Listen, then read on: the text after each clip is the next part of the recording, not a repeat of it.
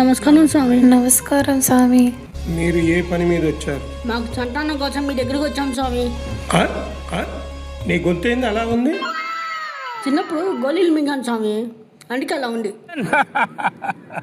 మీ ఆవిడని మింగాలని ఎప్పుడైనా ప్రయత్నించలేదా? ఆ ప్రయత్నం ఎప్పుడు చేయలేదు స్వామి.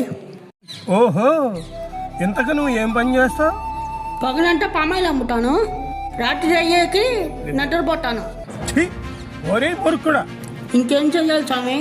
మీలాగా చెట్టు కింద కూర్చోవాలా?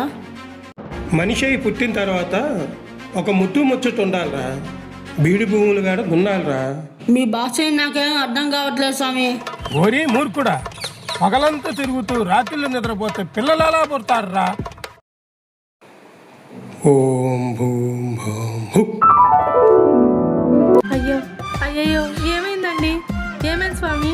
రేయ్, ఈడు పడిపోయాడు. ఇదే సందు అదే సందు. దీన్ని తీసుకొని ఇంట్లోకి పదరా.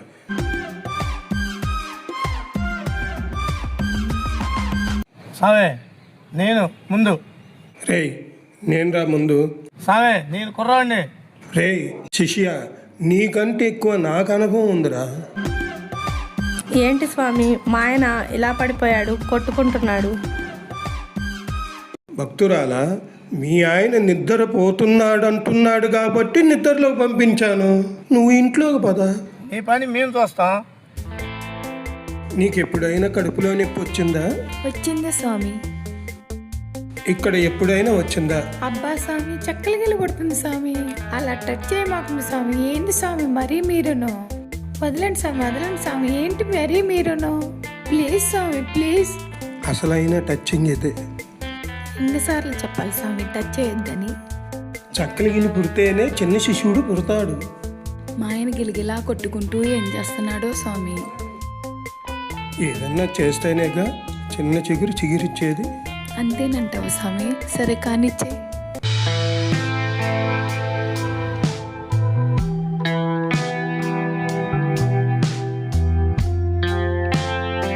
ఏంటే కోడలి పిల్ల, రాత్రి వీధిలో గొడవేంటి? రంగమ్మ కోడలు వీధి చివరి అబ్బాయితో లేచిపోయిందంట అత్తమ్మ. అది గొడవ. అవునా? అయ్యో, దానికేం పోయే కాలం వచ్చింది? ఆ అబ్బాయి తీయటి చాక్లెట్ నోట్లో పెట్టాడంట. ఆ తీపికి లేచిపోయింది. అవునా? అమ్మా, నేను వచ్చేసా. రారా నాన్న. ఏరా నాన్న, ప్రయాణం ఎలా జరిగిందిరా? ప్రయాణం బాగానే జరిగిందమ్మా. అత్తయ్య, ఇది వరకు కంటే రమేష్ ఇప్పుడే చాలా హ్యాండ్సమ్ గా ఉన్నాడు. అవును, సర్లేవే. ఎప్పుడు తిన్నాడో ఏమో, వంట రెడీ చెయ్యి. సరే అత్తమ్మ. ఎలాగైనా రమేష్ని మాయమాటల్లో పెట్టి నా దారిలోకి తెచ్చుకొని ఈ ఇంటికి ఒక వారసుని కనివ్వాలి. రమేష్, నిన్ను ఒకటి అడగాలి. భయం లేకుండా అడుగు. రమేష్, మీ తమ్ముడితో నాకు పెళ్ళయి 5 సంవత్సరాలు అయింది. ఇంతవరకు పిల్లలు లేరు. ఊళ్ళో అందరూ నన్ను ఎగతాళి చేస్తున్నారు. అలాంటి విషయాలు నాకెందుకు చెప్తున్నావు? లేదు, నువ్వు తలుచుకుంటే అవుతుంది. అంటే ఏంటి దాని అర్థం? నువ్వు నేను శారీరకంగా ఒకటవ్వాలి. మన కుటుంబానికి వారసుని నేను కనాలి. ఇదిగో చూడు, అలాంటి పనులు నేను చేయను. Please Ramesh, please Ramesh. నన్ను బలవంతం చేయదు ప్లీజ్. రమేష్, రమేష్ ప్లీజ్.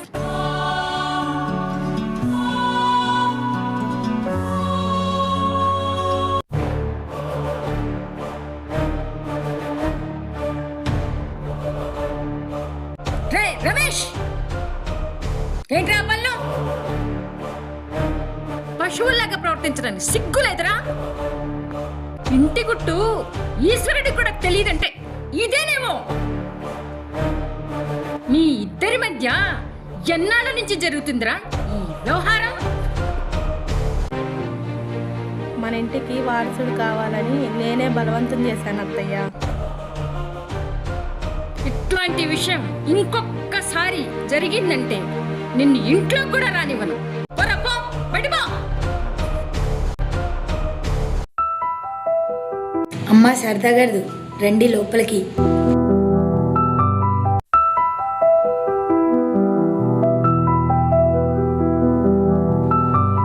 నమస్కారం సార్. నమస్తే అమ్మా, కూర్చోండి.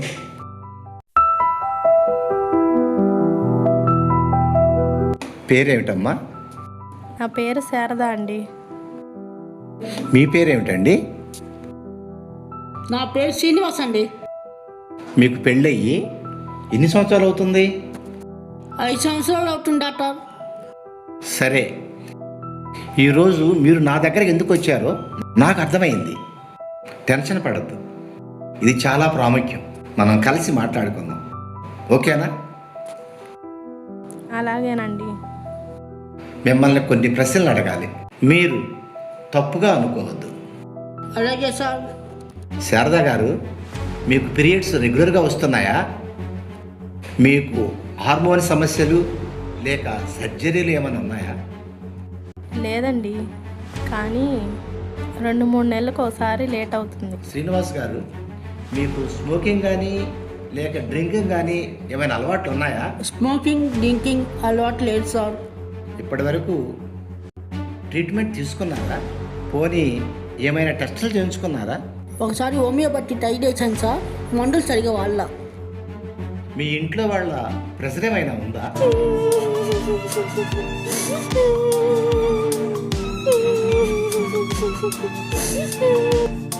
చూడమ్మా శారదా గారు, బిడ్డలు రావటం మన చేతుల్లో ఉండదు. దీనికి అబ్బాయి వల్ల కానీ అమ్మాయి వల్ల కానీ 50-50 ఛాన్స్ ఉంటుంది.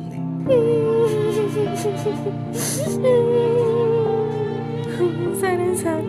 చూడమ్మా, సీమోన్ అనాలసిస్, యుఎస్జి, హార్మోన్ టెస్టులు రిపోర్ట్లు వచ్చాక అసలు కారణం తెలుస్తుంది. చూడమ్మా, ముఖ్య విషయం, మీరిద్దరూ ఒకరినొకరు బ్లేమ్ చేసుకోవద్దు, గొడవలు అసలు పడవద్దు. స్ట్రెస్ వల్ల కూడా ప్రభావం ఉంటుంది. వారానికి 2-3 సార్లు సంతోషంగా ఉండే సమయంలో ప్రయత్నం చేయండి. సరే సార్. వెళ్ళిరండి. 5 నెలల తర్వాత 12 బిడ్డకు జన్మనివ్వటానికి సిద్ధంగా ఉన్న ఈ తల్లి డాక్టర్ గారి సలహాతో వారంలో 2-3 సార్లు ఆనందంగా ఉన్న సమయంలో ట్రై చేసి గర్భవతి అయ్యింది. మూఢనమ్మకాలు మాను, వైద్యమే పరిష్కారం అని రుజువు చేసింది.